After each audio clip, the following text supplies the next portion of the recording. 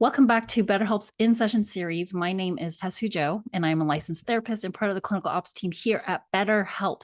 Today, we're in session with Dr. Dawn Nickel from She Recovers Foundation. I've had the pleasure of meeting with Dr. Nickel before through this wonderful organization. She's a respected thought leader in the women's recovery sphere. And along with her daughter, Taryn Strong, the founders of She Recovers Foundation, a nonprofit grassroots organization that inspires hope, reduces stigma, and empowers women in or seeking recovery for substance use and or mental health challenges. Since 2011, Dawn and her daughter Taryn have dedicated their lives to growing She Recovers and its offerings so that more women and more women from diverse backgrounds have the access, resources, support, and freedoms necessary to cultivate individualized and holistic pathways in order to find health, sustain long-term recovery, achieve their potential, and help other women to do the same. Along with a $100,000 donation, BetterHelp has donated 5 free subscriptions to online therapy and is offering 35% off of the first month of therapy to the She Recovers community. Dawn, thank you so much for coming on to our series today. We're excited to learn more about you and She Recovers Foundation's important work. So to get us Thank you started, I so was wondering, much. yes, of course, could you tell us a little bit more about how you got started in the Yeah, foundation? for sure. First of all, I just really want to thank you for being here today and for taking the time to have this conversation, and really to thank BetterHelp. You've just been incredible partners, and the support that you've provided to us as an organization is just so appreciated. Support that BetterHelp is providing to so many people in our community. I mean, we just hear people comment often about how much they're loving their BetterHelp memberships and the work and Love the to hear help that that. they're getting for themselves and for their families. So thank you. It means a lot for me to be here today. So I'm a woman in long-term recovery, and I'm in recovery primarily from, or initially from, substance use. And so in 1987, I went to treatment and have not since then done cocaine or drank alcohol. I did spend a couple of years smoking pot. That was my harm reduction period of my recovery. And of course, like anybody in recovery, I realized after a few years that the substances that I used or the behaviors that I employed, they were really kind of the solution to my problems rather than the problem. And it took years of therapy, years and years of therapy, I suppose, to really uncover what it was that I was trying to mask or to mute or to numb. And one of those things probably was just this real childhood emotional neglect, trauma. And kind of figuring that out, I realized in the past 35 years of my recovery that although I've put down the substances, other behaviors and issues have kind of come to the surface for me. And the one that really started to take a negative hold of me was workaholism.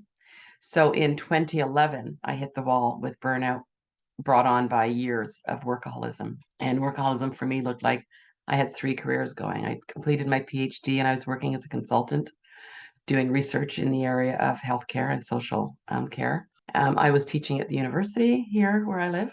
And I was also working full time as a director of research in a large government organization. So I had 3 careers going, and it was really, really incredibly insane when I look back at it now. At the time, it felt quite normal. I worked at all 3 careers for about 6 years, and then things were deteriorating all around me. And I was, just as I had been in my substance use kind of addictive period, I wasn't really aware of what was going on around me, but the people around me were. There were troubles in my marriage. My young adult daughters at the time had pretty well given up on ever spending any time with me. My health was being affected. My relationships at work were being affected because I was driving people to almost work as hard and as much as I was. And so people were kind of falling off around me, and I was looking at them like, geez, buck up. What's the problem here? I can go twice that long and do twice as much. It was pretty dysfunctional. So I hit the wall. I ended up in my physician's office because I had one day driven home from work at the end of a long day. I was supposed to teach that night at the university, and I had some deadlines for my consulting job. And I drove into my driveway and I turned off my car, and I realized I actually don't remember driving here from the office. It was about a 12-minute drive. And I was just kind of startled, like, I'm in my driveway and I don't remember even getting in my car. And then as I sat there, I thought, like, where did I just come from? I realized it must be work because of the way I was dressed. And then I couldn't even recall what the day had looked like. And I was just panic stricken. I thought, something's happened in my brain. I've had some sort of a stroke. I went into my house and I went through my BlackBerry to see what my day had been. I looked and I saw that I had been in meetings with people. I had sent all sorts of emails, answered, and I didn't remember anything from that day. I did remember that the day before at work, I burst into tears in a management meeting with upper management, and that I was really embarrassed about that.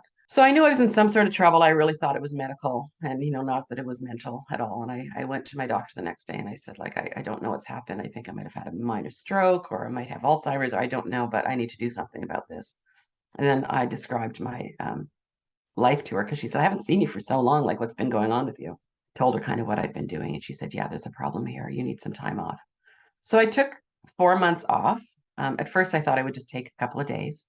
And then as I kind of unwound a little bit, I realized, as I had with my substance use, like, I have a problem. There's a problem here, Houston, and I've got to do something about it. Got right back into therapy, started picking up the recovery tools that I had employed early in my recovery from substance use and set myself back on a path of healing. And in that 4 months, I had this idea that although I loved teaching and I loved being a consultant and I loved the team that I worked with at work, that I couldn't do all three. I would have to choose one. And that I couldn't really choose any of them because I realized what I really wanted to do was either work with or write for or, develop something and create and support women in or seeking recovery. Whether that was from substance use, as had been my initial experience, or from workaholism or codependency or love addiction, or any of the other things that I realized again, kind of that I'd been looking at that I needed help with. So while I was off work for that 4 months, I started a blog. It was called Recovering Dawn. And at the end of 4 months, when I went back to work, I stopped teaching and I stopped consulting. I went back to my government job.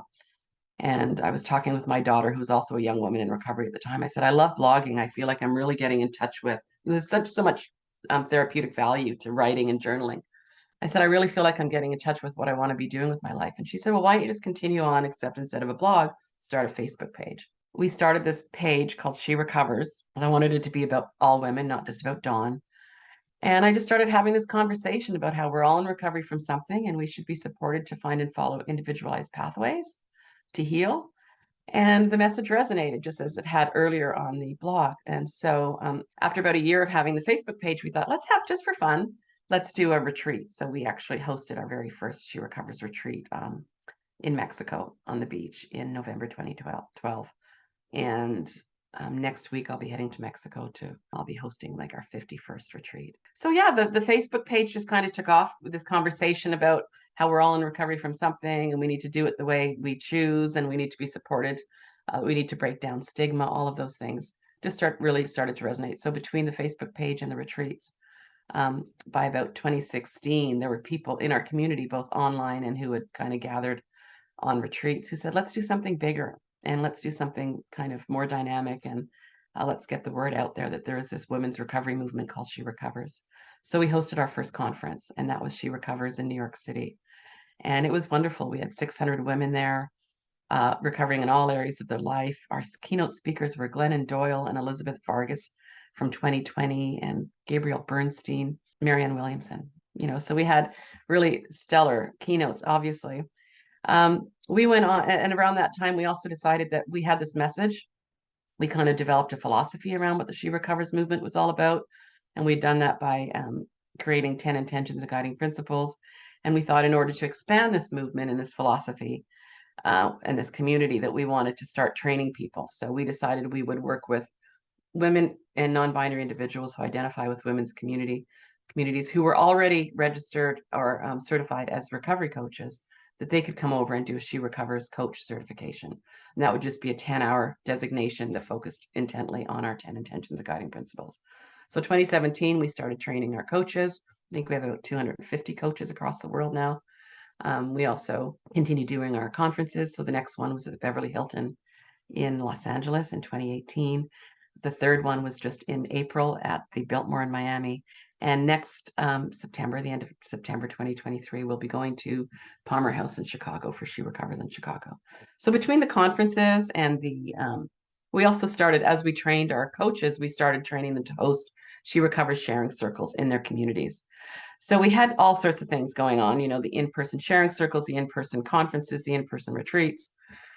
We had an online She Recovers Together Facebook page or group, which we still have.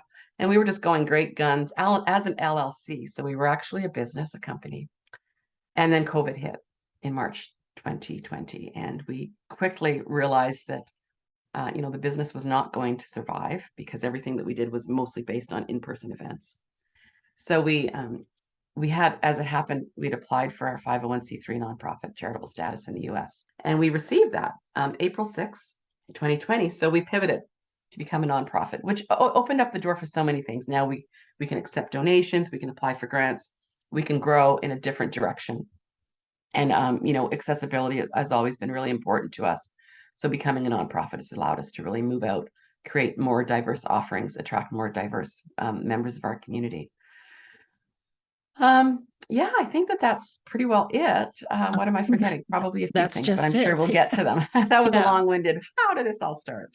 Well, I really appreciate you taking, you know, a personal battle in your own life and turning it into something that's so impactful, so healing for what sounds like hundreds and hundreds of women. And you shared, the women in this community are folks in or seeking recovery. Do you mind talking a bit about who these women are? Sure. And even a follow up to that is like, who are these women and what are some of the benefits that they receive from being part of this community? Sure. Well, of course, we have women who are inner seeking recovery themselves. So they're, wanting to explore what recovery looks like. And they want to do that in a welcoming and supportive environment, which is what they find when they come to here. Very permissive, welcoming, empowering community. And so they're generally exploring what recovery looks like for substance use disorder, including to a large degree, alcohol use disorder, also opioid use disorder, codependency, love addiction, eating disorders, mental health issues, including but not limited to depression and anxiety, bipolar disorder. So it's really women who just have an idea that they want to do some healing and they're looking for a place to do it. We also have, a lot of the women in our community are in long-term recovery. So they've been doing recovery, whatever they're recovering from for a really long time. And they're looking for maybe a more refreshing, empowering, just kind of to shine a new light on their recovery. And what that is really amazing is because we do have so many women who do join us who have been doing this for a long time. I mean, I've been doing this for 35 years. We have thousands of members who have been doing it for decades. And so what we have for the new women coming in is, a ready and kind of willing community of women willing to talk about what works for them. And because we believe that we are very supportive and we really want everybody to find their own way, there is no one pathway of recovery and She Recovers. We talk about developing our own individualized patchworks of recovery.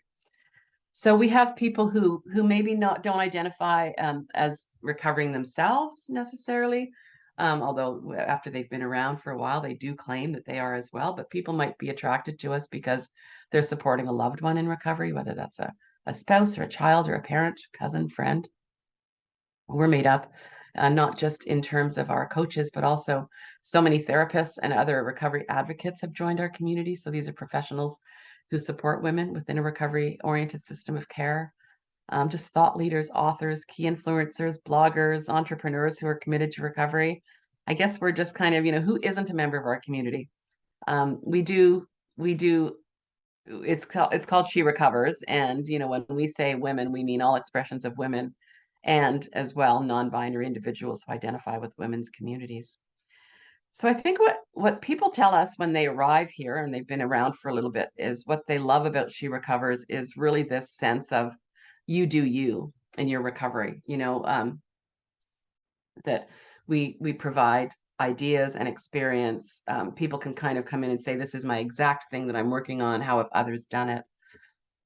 We do get in that place where there's just, and this is one of my pet projects to talk about this, and I won't go off on it in this, but as a person who was raised and recovered primarily in 12-step recovery for the first 15 years of my recovery, there's this real polarization of 12-step versus not. And what we say in our community is that we are an umbrella over all pathways, that we support all pathways and we criticize none. That's not to say that in our community, we have a Facebook group of about 12,000 people, very active, engaged community. And people will go on there and share experiences that they've had about 12-step recovery, good or bad. And it doesn't happen as much anymore because we've really been talking about this for so long in our community. But people might pile on about whether 12-step is good or bad. And we always intervene. And now our members are intervening and say, hey, like, we don't need to do that. If it didn't work for you, that's okay. And you're allowed to say that that didn't work for you.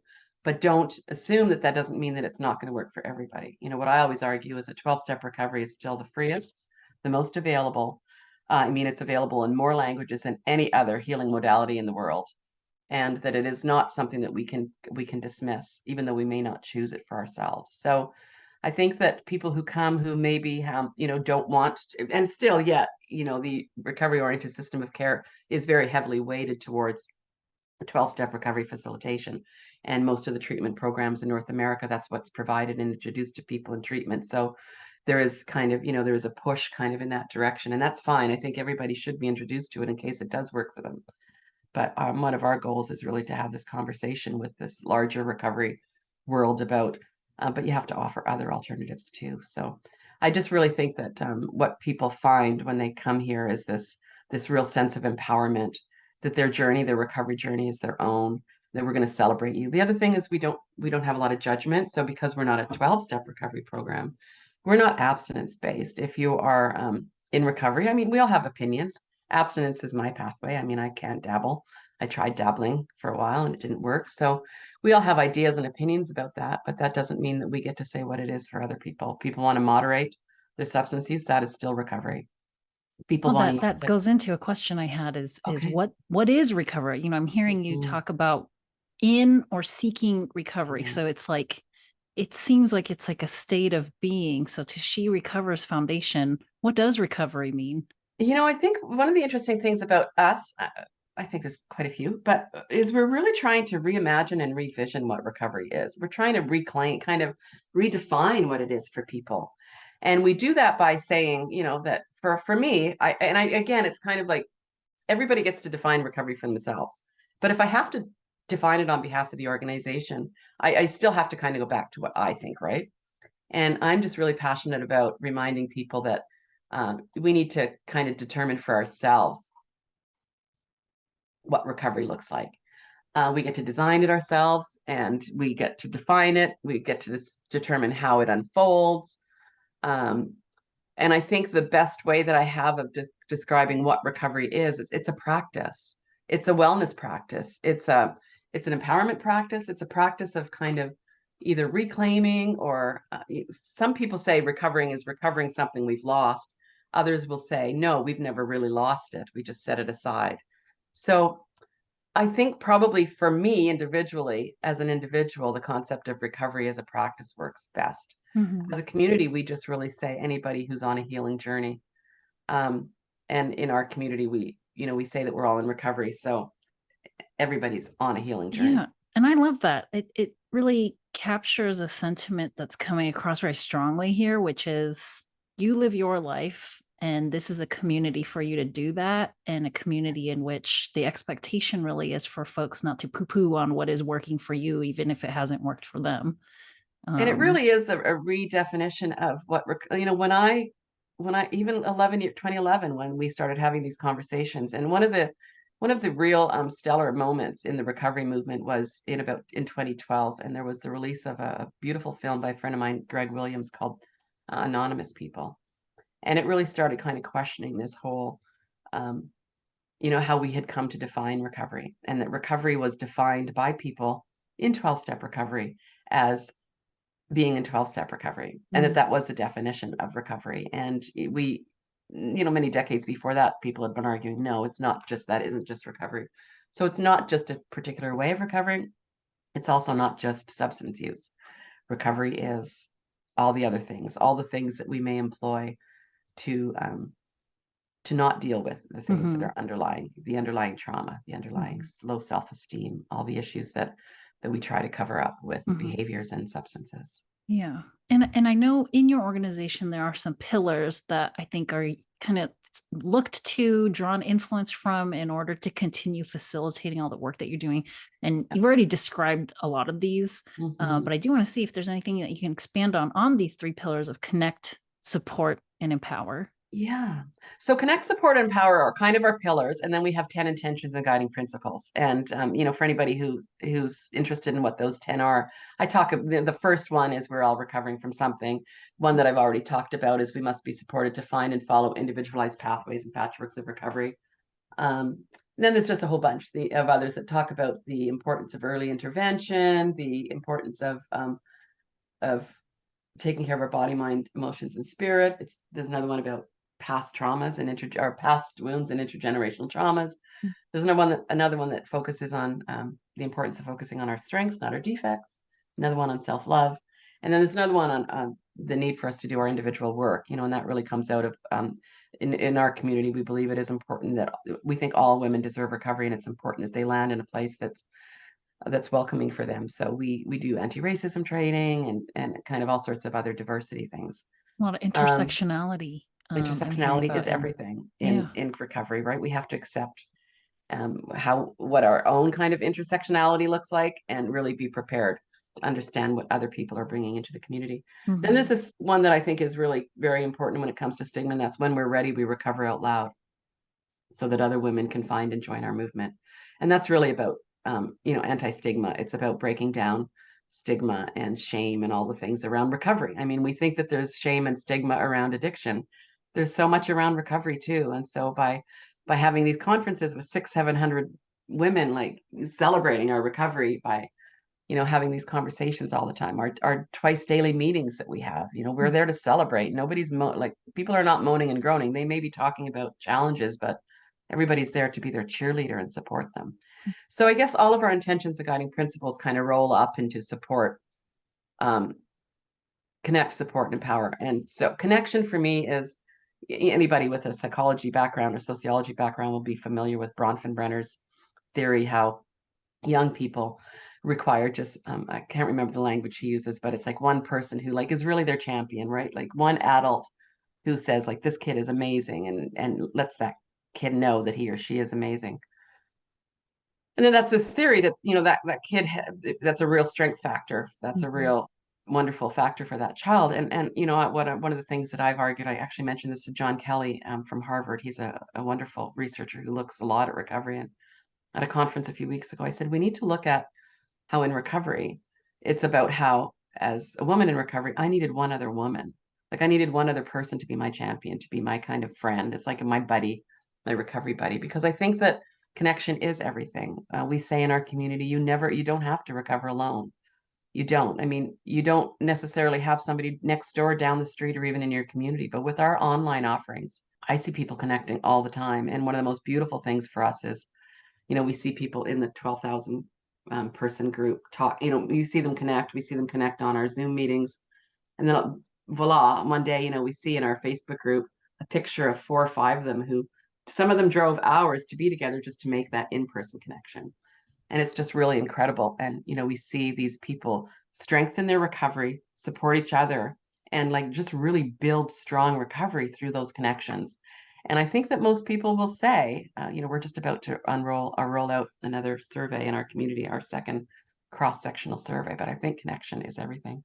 When I talk about support, we talk about, I mean, we have our meetings, we have our retreats, we have our conferences, we have coaches, we train coaches. We also have a wonderful yoga trauma-informed yoga teachers training that my daughter Taryn developed. We just actually did, I think, maybe our fourth cohort we trained this past weekend. So we kind of, we support through our own offerings and through our own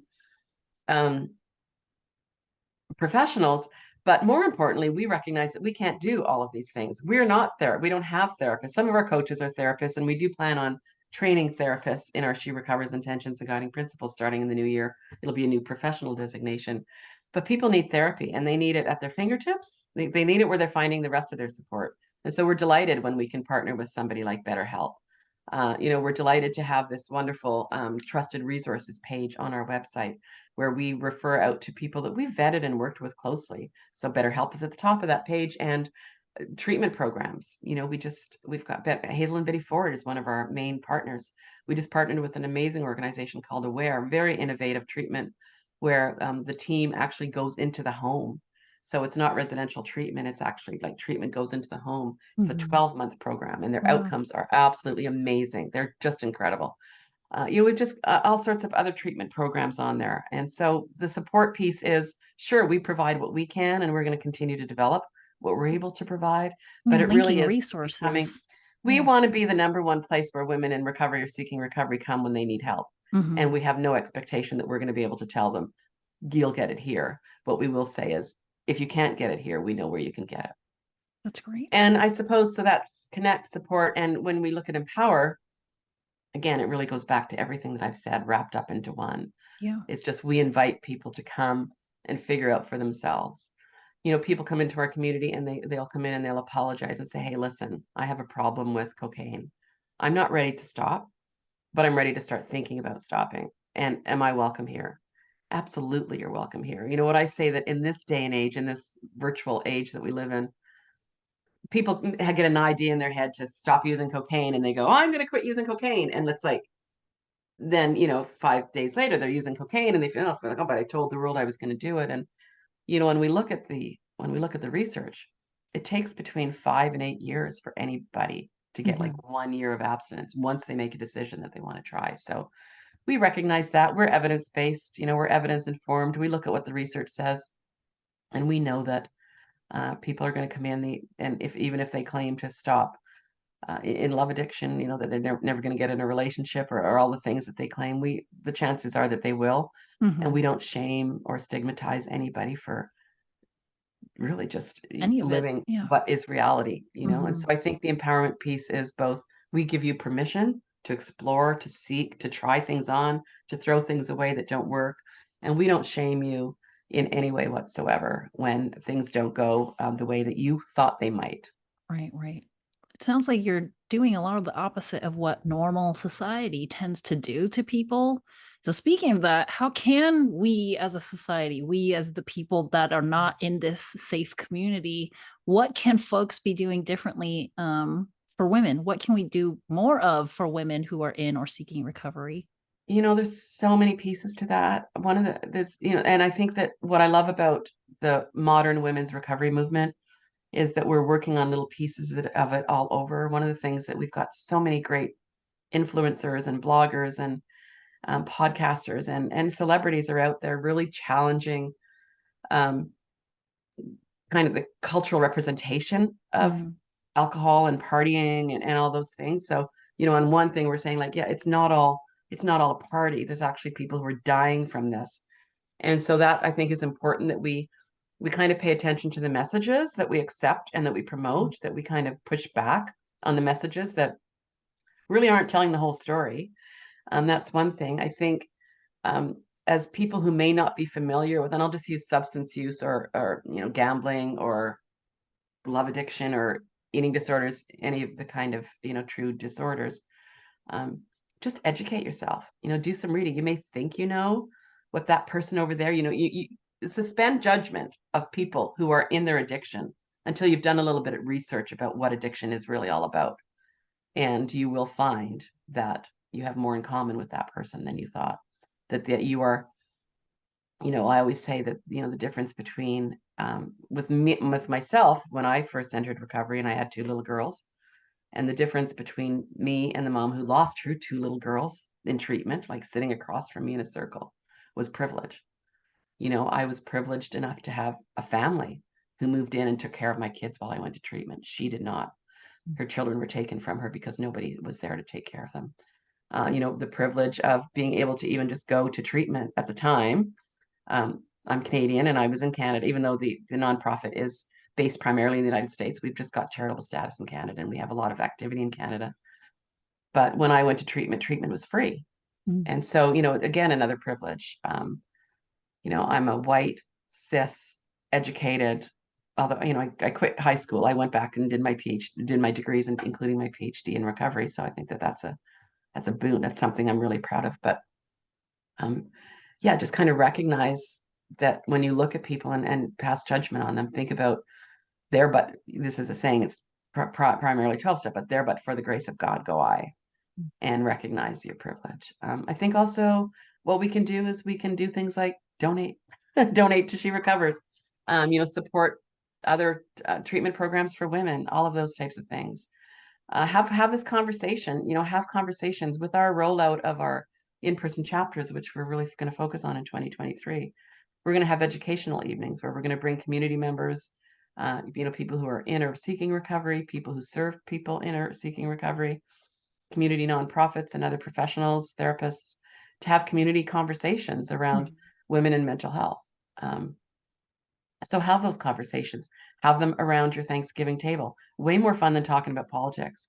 You can talk about wellness and mental health, and have them around your table, have them in your friend groups, have them in your communities. Mhm. I think that those are just some of the ways that we can kind of attack this thing. Pay attention to Yeah. what's going on out there, but first and foremost, suspend judgment. Those are great tips that I think people can start incorporating into their lives today. A lot of these things that you've mentioned, in theory, are not too hard, but for whatever reason, a lot of people have a difficult time with these things. But suspending judgment, donating some time or money into an organization that's doing something really powerful, having discussions, being open, adopting open mindedness yourself. So these are some of the ways I think that people can get involved on a high level scale. But folks watching now, if they really want to get involved in She Recovers, what would you recommend that they do? Well, they would want to visit our www.sherecovers.org website and check us out. You know what we're all about. We have our Mental Health Monday series. You have been a guest on our Mental Health Monday series. We're doing them monthly right now, usually the first Monday of each month. I had a really bad flu, so we've postponed the one that was supposed to be last week until the 21st. We have 2 meetings a week. We have identity-based groups, and we're really going to focus more and more in 2023 on strengthening and growing our identity-based groups. So we have a group for Black, Indigenous, women of color. We have one for LGBTQ+. We have one specifically for healthcare and allied professionals, one for legal professionals, one for mothers of high needs children, one for women, Spanish-speaking women, veterans, and first responders. In 2023, we're going to start some other groups. We want to develop a program to bring into prisons. We want to start a group for younger women, one for older women. There's a lot to do, and you can see all of that on our website. So yeah, join those meetings twice a day. So they are at noon or 8 p.m. Eastern, 9 a.m. or 5 p.m. Pacific, and then all the other time zones that I get all mixed up about. They can have a look and see. Our next conference is in Chicago in September. So registration is open for that, and it's going to sell out fast. They can look into becoming a coach. If they're already a coach, then they want to do our She Recovers coach designation. They can watch for our therapists and other professionals designation coming up in 2023. They can become a yoga teacher, a trauma-informed yoga teacher. They can attend. We do also yoga teaching on Wednesday mornings. Our 9 a.m. meeting is actually a yoga class. And on Sundays, we have something called She Recovers Dance. So we really believe that movement equals medicine. And we've got quite a big focus coming up in the new year as well on movement as medicine. And also, the other focus that we're really focusing on in 2023, and this is going to go on through the year and culminate in Chicago, is this idea that our stories are our strength. Our stories matter, that how we talk about ourselves and our recovery matters, and that we need to, this is kind of the whole recovering out loud approach. So there's just so many things going on. I'm sure there's many more. Do watch our first 2 chapters have been established. These are in-person chapters where we'll be hosting sharing circles and other community events. The first 2 chapters, the first is in New England, so it covers all 6 states, and it'll have different events around the 6 states that it covers, and then one on Long Island.